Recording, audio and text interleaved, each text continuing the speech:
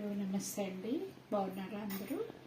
ఈరోజు నేను మీకు పెసరపప్పు కంద కలిసి రొట్టె కందట్టు అంటారు దీన్ని, ఇది వేసి చూపిస్తానండి.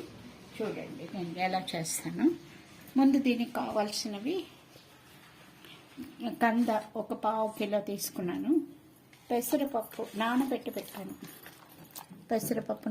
పెట్టాను. ఇది ఇందులోనే 2-3 ఎండుమిరపకాయలు కూడా వేసాను. ఇంగువ, ఉప్పు, అంతే, వేరే ఏం లేదు. మీకు చూపిస్తాను. ఇది ఈ మిక్సీలో వేసేసి మనం దోశకి రుబ్బినట్టు రుబ్బాలన్నమాట. ముందు కంద ముక్కలు వేస్తాను, తర్వాత పెసరట్టు. కంద ముక్కలు పచ్చివి అన్నమాట, కడిగేసి నానబెట్టాను. ఊరికే మట్టి పోయేటట్లు కడిగి పెట్టుకున్నాను. దీన్ని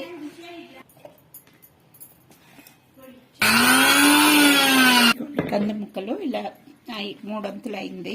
ఇప్పుడు ఈ పెసరపప్పు కూడా ఇందులో వేసేసేయాలన్నమాట. నానిన పెసరపప్పు ఉంది కదా, ఇది కూడా ఇందులో వేసేసాను. ఇది నేను 1 టమ్లర్ తీసుకున్నాను, అది ఒక పావు కిలో ఉంటుంది. ఎండుమిరపకాయలు వేసాను. అన్నీ కలిపి రుబ్బాలన్నమాట. చాలా మెత్తగా అక్కర్లేదు, చూపిస్తాను మీకు. నీళ్ళు ఎక్కువ పోయకూడదండి, నీళ్ళు ఎక్కువ పోస్తే రాదు, కొంచెం గట్టిగానే రుబ్బాలి.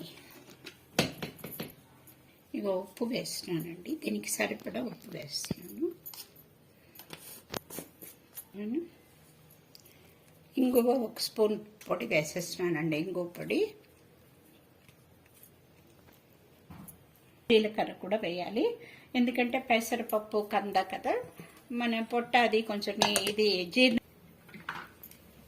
ఇలాగ అయిందండి, చాలు. దీంట్లో నీళ్లు పోయకూడదు, ఇలానే దీన్ని దోశ పెనం మీద వేసి చూపిస్తాను మీకు.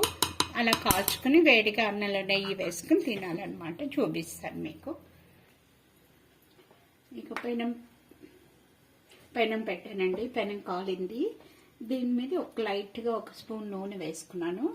ఇది కాలింది పెనం. దీన్ని ఏం చేయాలంటే ఇలాగ దోశలాగా కాకుండా ఒక రొట్టెలు వేసుకుంటాం కదా మనం, అలా వేసుకోవాలి.